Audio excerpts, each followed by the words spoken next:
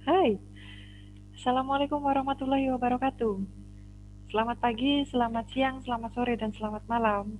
Kita bertemu lagi ya di pertemuan yang ketiga bahasa Inggris kedua gitu, di unit 2 tentang business communication. Untuk materi, saya sudah memberikan terlebih dahulu di classroom. Silakan para mahasiswa bisa membuka kembali ya untuk materi tentang business communication. Jadi sambil buka materi, sambil kita belajar, nanti saya akan berikan lagi video-video yang bisa membantu untuk lebih memahami kajian teori kita pada kesempatan kali ini. Okay, I hope you all healthy and today you are happy. So we can start our learning. Okay, students, untuk bisa memulai bisnis communication yang baik begitu dengan barangkali mitra atau partner kerja kita gitu ya, akan lebih baik jika dimulai dengan seperti yang ada di halaman 27, yakni introduction. Saya kira para mahasiswa sudah uh, mulai mengerjakan tugas ya. Ya, di sana saya minta untuk bisa memperkenalkan diri. Oke. Untuk striking up atau starting conversation and keeping them going is really important to good communication. Jadi kalau kalian mulai berbicara, melakukan conversation atau percakapan begitu, dan kemudian mempertahankan percakapan tersebut, begitu, ini menjadi poin yang penting untuk bisa membangun komunikasi yang baik antara kita dengan mitra kita, dengan partner kita. Think of three questions. Think of three questions you might ask a stranger when meeting for the first time. Remember that the questions you ask might depend on the situation. Jadi ketika memulai perkenalan dengan orang asing begitu ya, orang asing yang baru kita kenal, baru kita temui, paling tidak pikirkan 3 hal pertama yang ingin kalian utarakan atau ingin kalian mulai sebagai percakapan awal untuk membangun hubungan baik dengan the stranger people tersebut atau orang asing tersebut gitu. Jika sudah dimulai dengan 3 percakapan di awal atau 3 hal, 3 things di awal, maka kemungkinan untuk percakapan-percakapan selanjutnya yang bergantung pada situasi dan kondisi pada saat tersebut bisa berlangsung dengan baik dan lancar gitu. Ya, misalnya 3 hal ini saya sebutkan, mulai dari sebutkan nama, kemudian sampaikan tentang asal Anda gitu ya. Kemudian tanyakan tentang keluarga orang tersebut gitu, atau hal-hal lain, apa pekerjaannya, di mana tempat tinggalnya gitu ya. Ini adalah untuk mengawali percakapan dengan orang asing. Oke, itu dia untuk introduction, memulai business communication. Kemudian bagian berikutnya adalah kita akan belajar tentang telling time. Masih ingat ya, bagaimana cara membaca jam atau waktu gitu, tentang keseharian di hidup kita. From opening and closing hours of stores to office schedules and appointments. This activity will help you learn to tell time and understand it in different situations. Baik, ada video yang bisa membantu saya dan mahasiswa silakan bisa mencermati video yang berikut ini. Cara Well everybody, karena saya udah bawa ini nih, berarti materi kita itu pasti related with time. Nah, our material for today is telling time using American and British style. Nah, apa sih beda nantinya tuh? Nah, teman-teman, kalau kita pakai American style, kita mau membicarakan waktu menggunakan American style tuh lebih simple lagi. Karena kita tinggal sebutin aja angkanya. Misalkan jam 6 lebih 30, jam 6 lebih 30. So we can say it 6:30. 6:30. Kalau jam 7 lebih 40 menit, nah misalkan jam 7 lebih 40 menit, ya udah tinggal bilang aja 7:40. 7:40. Nah, but it's different if we use British style. Beda banget kalau kita pakai British, dia jauh lebih agak ribet dikit lah ribetnya. Teman-teman coba perhatikan di sini, kalau kita mau menggunakan 15 menit di sini, kita bisa pakai a quarter. A quarter. Tapi kalau 30 menit, kita bisa pakai a half. A half. Nah, dan di British itu sendiri dibedakan jadi dua. Ada ketika menitnya itu cuma lebih 1 sampai 30 menit, maka dia akan pakai past. Tapi kalau lebihnya itu 31 menit sampai 59 nih, berarti kita harus pakai to. Dan yang disampaikan adalah kurangnya berapa. Nah, langsung kita masuk contoh aja deh biar nggak bingung. Kalau tadi di American kita bilang jam 6.30 adalah 6:30, kalau dalam British nih kita nggak boleh bilang kayak gitu. 30 apa tadi? 30 kita pakai a half. Maka kita harus sampaikan half pakai past or to. Pakai past dong, kan kalau to itu 31 sampai 59 ya nanti lebihnya. Kalau kita pakai past berarti 6.30, we can say it in English by using British style. It seems like a half past 6. Nah, a half past 6, jam 6 lebih 30, a half past 6. Terus misalkan jam 7 lebih 15, ya udah, berarti karena 15 itu kurang dari 30, tetap pakai past. Jadinya gimana? A quarter past 7. A quarter past 7. Itu kalau menit A-nya lebihnya tuh kurang dari 30. Kalau lebih dari 30, yang kita bicarakan adalah sisanya. Misal sisanya tuh kayak gimana sih? Kalau contohnya tadi jam 7.15 kan a quarter past 7. A quarter past 7. Kalau misalkan jam 9 kurang 5 menit, jam 9 kurang 5 menit, atau berarti jam 8 lebih 55 menit. Maka yang kita bilang ada sisanya. 5 to 9. 5 menit menuju jam 9. Nah, oke, clear ya everybody? Nah, itu tadi penjelasan tentang telling time by using American and British style. Ya, itu tadi tentang video telling time. Bagaimana caranya kita mengucapkan waktu yang tepat begitu ya. Itu dia videonya, cermati dan pahami, praktekkan gitu supaya kita mendapatkan skill di sana. Dan beranjak ke skill berikutnya adalah tentang expressions of greeting dan bagaimana responsnya. Kemudian expressions of parting dan bagaimana responsnya itu ada di halaman 31. 31. Kita sering ya disapa seseorang, kemudian mendengar orang lain mengucapkan salam gitu. Good morning, good afternoon, good evening, good night gitu. Ya, sudah pernah ya mendengarkan greeting atau sapaan yang semacam ini? Maka responsnya juga kita akan mengucapkan good morning, sir, good afternoon, madam, good evening, gitu ya, and good night. Ya, sesuaikan dengan situasi dan kondisi pada saat para mahasiswa memang dalam kondisi tersebut. Jadi kalau memang pagi hari, maka silakan ucapkan good morning. Ya, mulai siang silakan ucapkan good afternoon. Mulai sore hari, ya, ucapkan good evening. Dan ketika malam hari, ucapkan good night. Greetings yang lain, misalnya ada lagi sapaan gitu. Hello Robert. Hi John. How are you? How are you doing? How are you getting on? How have you been?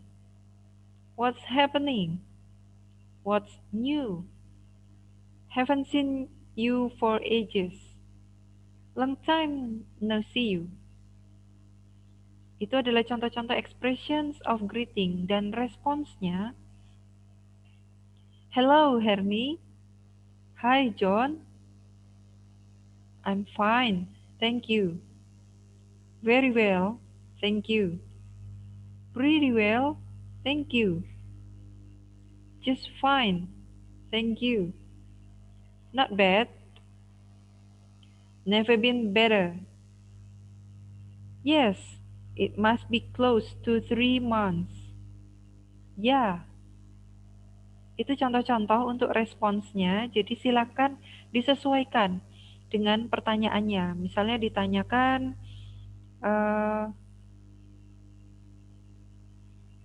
kabar, how are you?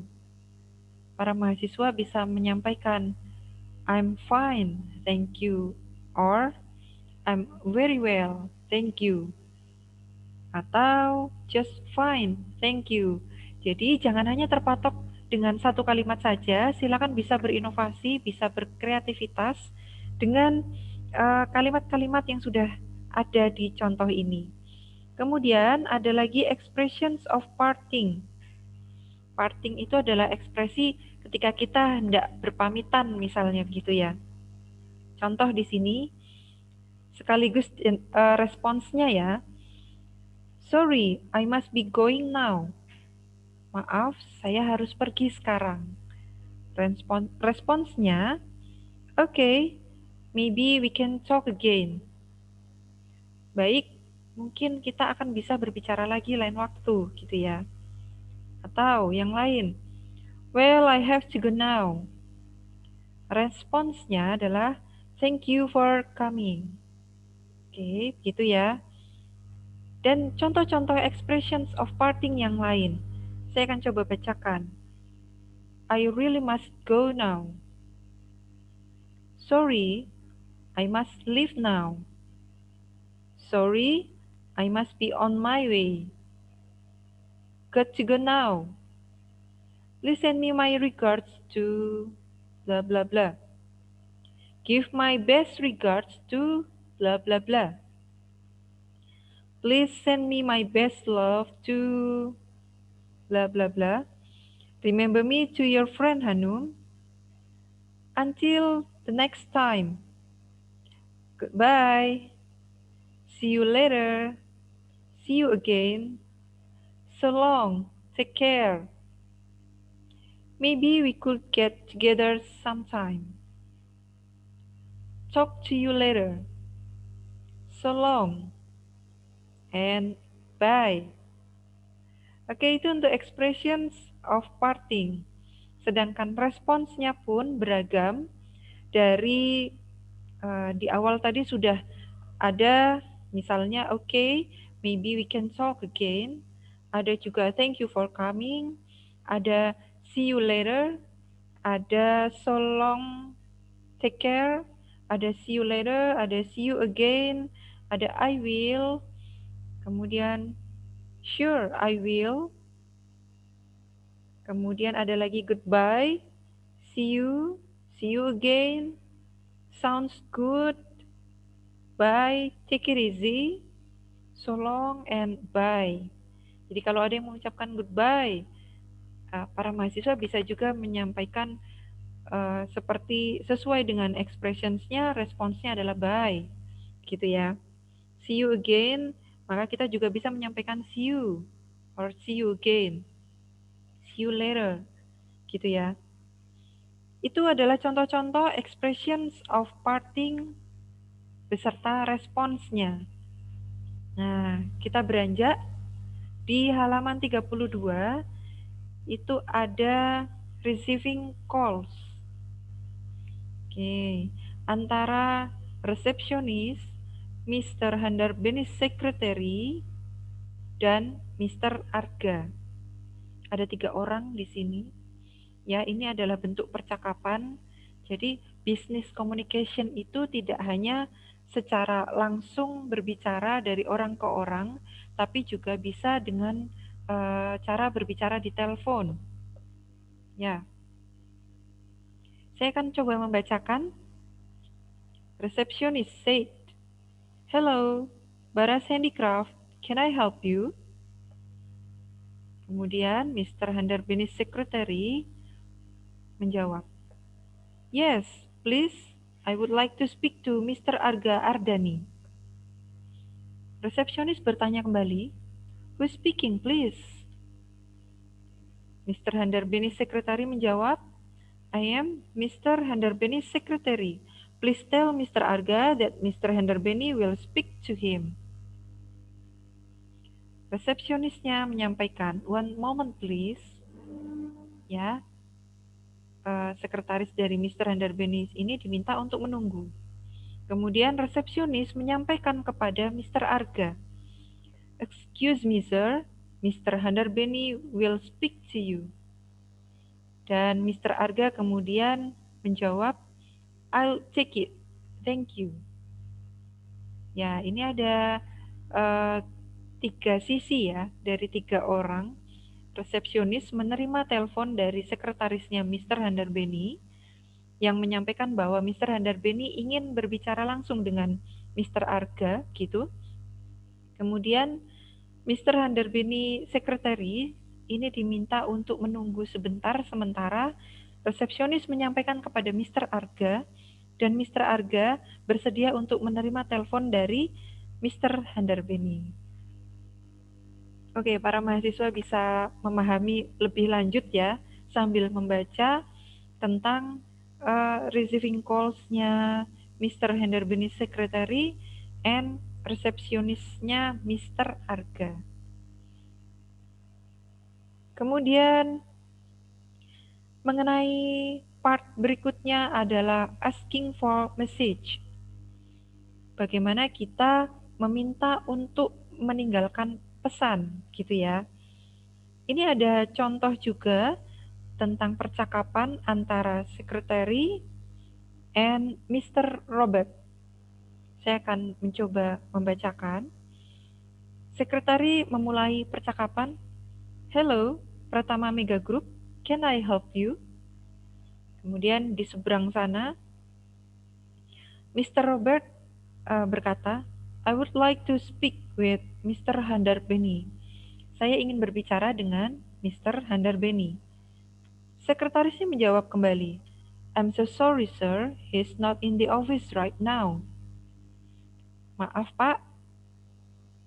Mr. Handarbini sedang tidak ada di kantor saat ini, gitu ya. Kemudian Mr. Robert menanyakan, "When will he come back?" Kapan kira-kira dia akan kembali? Sekretaris menjawab, 2 hours later. That is what he told to me. May I take your message?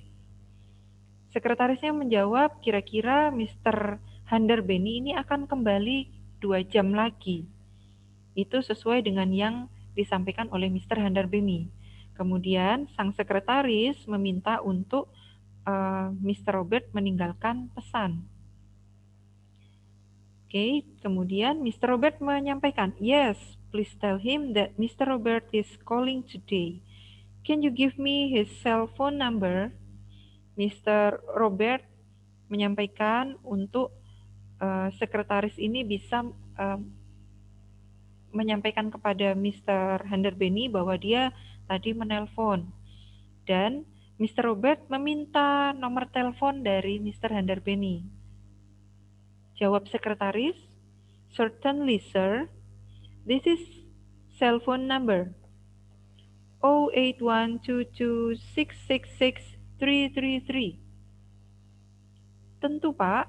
Jadi sekretarisnya memberikan phone number kepada Mr. Robert. Phone numbernya Mr. Handarbini. 08122666333. Itu dia. Ya. Jadi di sini terlihat sekali bagaimana cara kita meminta atau asking message gitu ya.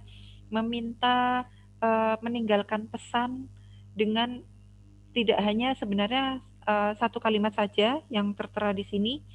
May I take your message? Gitu. Tidak hanya itu saja, tapi ada juga kalimat-kalimat lain yang bisa kalian gunakan. Bisa dilihat di halaman 33. Itu ada contoh misalnya Can I take your message? May I take your message? Would you leave a message? Excuse me, may I take a note of your name, sir or ma'am? May I take a note of your phone number and address, sir or ma'am? Do you mind if I take your name, sir or ma'am? Atau yang terakhir, do you mind if I take note of your address and phone number? Ya, ini eh, kelihatan kita lebih ramah, lebih sopan begitu dengan ekspresi-ekspresi kalimat yang seperti ini tadi di halaman 33. Baik, itu contoh ekspresi untuk meminta meninggalkan pesan ya dengan cara yang ramah, dengan cara yang sopan. Selanjutnya, para mahasiswa, eh, ekspresi yang akan kita pelajari berikutnya adalah expressions of invitation. Pernah mengajak teman atau saudara, keluarga gitu ya, pergi ke suatu tempat atau melaksanakan kegiatan tertentu? Pasti pernah ya.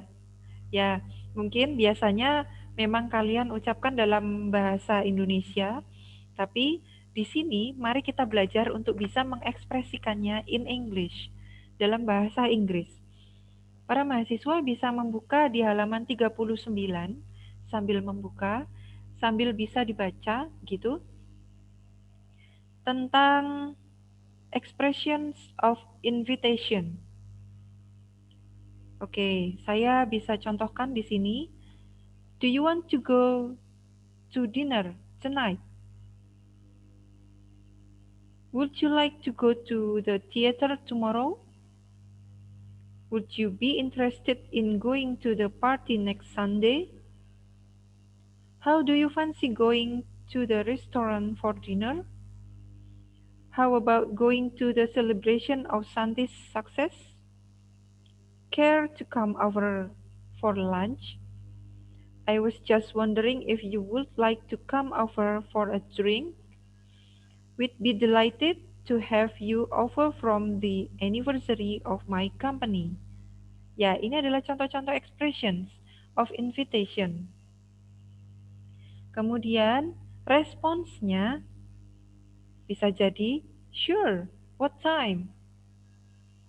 I'd love to, thanks. That's very kind of you, thanks. Itu artinya kamu baik sekali gitu ya. Kemudian ada lagi, that sounds lovely, thank you. Atau, what a great idea, thank you. Sure, when should I be there? Oke, itu untuk contoh-contoh menerima. Hanya kadang-kadang ketika kita diajak oleh seseorang, kita belum tentu bisa menerima, ya kan? Ya, untuk respon menolak atau kita sebut sebagai declining invitation, contoh-contohnya adalah seperti ini. I really sorry because I cannot come at your party. I have to work. This evening is not good. I have an appointment. That's very kind of you, but actually I'm doing something else this afternoon. Atau, well, I'd love to, but I'm already going out. Ada alasan gitu ya, ketika kita diajak seseorang untuk pergi ke suatu tempat atau menghadiri suatu acara, agenda, tapi tidak bisa. Nah, gunakan ekspresi declining invitation ini untuk bisa menolak dengan sopan, dengan halus gitu ya, dan tidak menyakiti perasaan sang pengajaknya. Oke.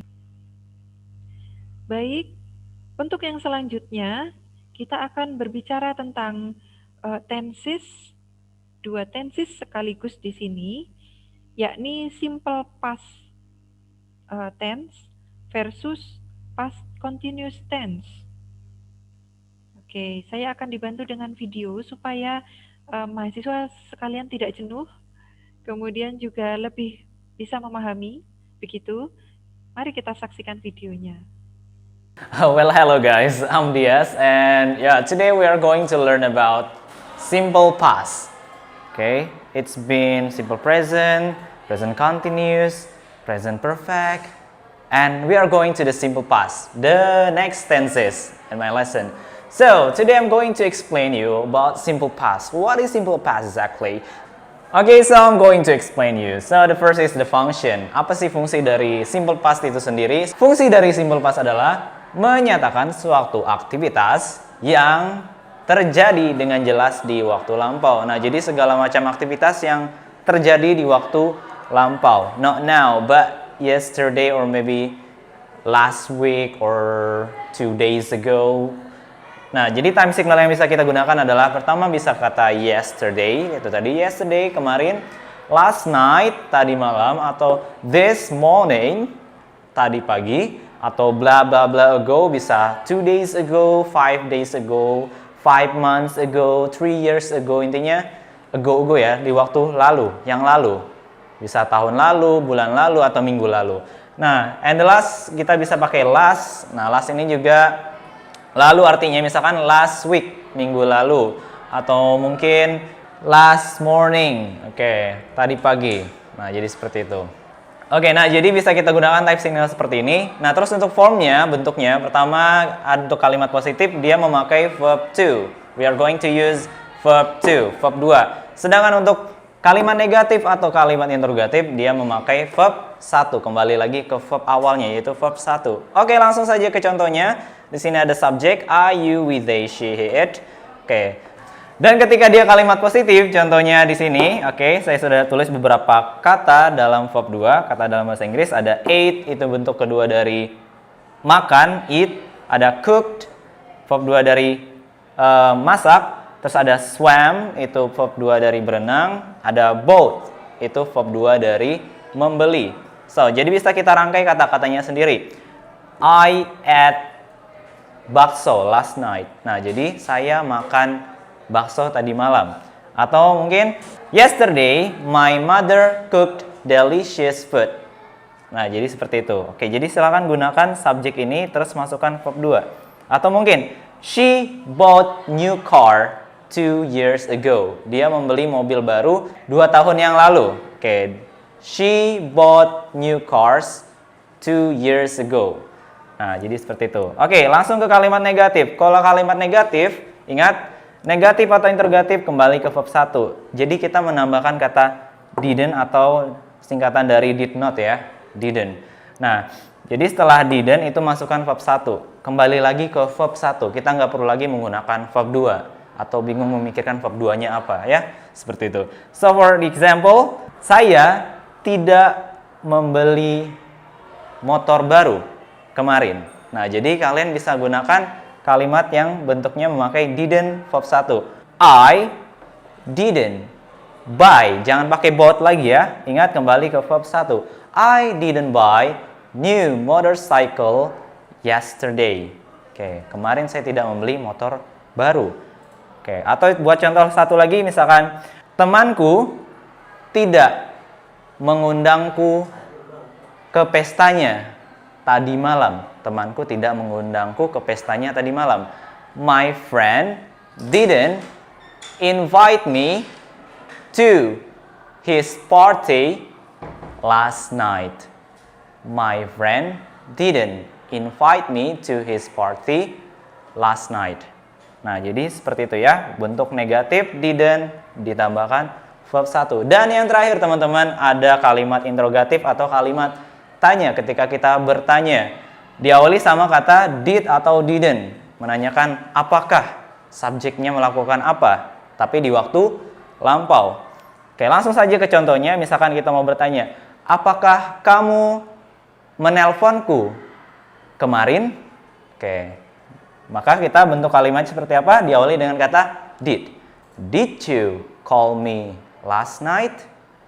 Did you call me last night? Atau mungkin kita pakai contoh lain. Misalkan, apakah mereka berenang di sungai kemarin sore? Apakah mereka berenang di sungai kemarin sore? Did they swim in the river last afternoon? Oke, atau yesterday afternoon, kemarin sore ya, seperti itu. Nah, jadi intinya adalah menggunakan kata did ataupun didn't untuk kalimat interrogatif. Dan kembali lagi, sekali lagi saya ingatkan, interrogatif ataupun negatif memakai verb 1. Verb 2 hanya dipakai di kalimat positif. Oke, did you get it? Thank you so much for watching me with me, Mr. Diaz. So guys, today we're going to learn, I think you missed this lesson about tenses. Do you want to learn about tenses again, guys? Okay, come on, let's check this out. So today we're going to learn about past continuous. Kali ini kita akan mempelajari past continuous karena banyak sekali yang request lanjutkan tensesnya Mr. Diaz. Mr. Diaz, pelajarin tenses lagi dong.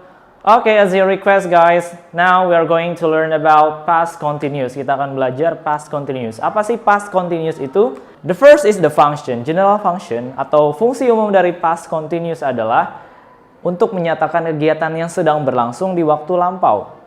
Ya, kalau present continuous dia adalah kegiatan yang sedang berlangsung di waktu sekarang, dan sekarang ini kita balik. Dia sedang berlangsung di waktu lampau. Untuk lebih memahami tenses ini, kalian bisa ikutin pelajaran saya ya. Alright. So, the first is about the form. Bentuk dasar dari past continuous adalah, saya nggak perlu menulis rumus positif, negatif, dan interrogatif. Yang perlu kalian pahami dari tenses adalah rumus utamanya atau form utamanya, yaitu adalah was and were verb ing. Jadi, syarat dari past continuous sendiri adalah harus memiliki to be. To be-nya adalah was dan were. Was itu dipakai untuk subjek I, she, he, it, ataupun subjek orang ketiga tunggal. Dan were untuk you, we, they. Sekali lagi, was untuk I, she, he, it, dan were itu untuk you, we, they. Remember, cara bacanya bukan was ya, tapi was. Sedangkan ini dibaca were, bukan were. Alright? Dan kita menggunakan verb ing. Jadi yang namanya sedang berlangsung itu automatically will use verb ing, ya, menggunakan verb 1 yang diingkan. Alright, untuk lebih memahami tentang fungsinya tadi yang sudah saya jelaskan, langsung saja kita ke contoh kalimatnya. Dengan langsung ke contoh kalimat ini, teman-teman saya yakin bisa memahaminya. Alright, the first is, okay, we have the first example here. I have 2 sentences. The first, I was shopping at the market yesterday. I was shopping at the market yesterday. Saya sedang berbelanja di pasar kemarin. Dan kalimat yang kedua adalah, we were playing football yesterday morning. Kita bermain bola kemarin pagi. So, by these sentences, we can know about the function. Fungsi yang pertama dari past continuous adalah menyatakan, seperti yang saya jelaskan di pertama tadi, menjelaskan kegiatan yang sedang berlangsung di waktu lampau. Nah, jadi silakan kalian katakan kalimat ini ataupun sesuai dengan fungsi dari past continuous ini adalah ketika sedang berlangsung di waktu lampau. Oke?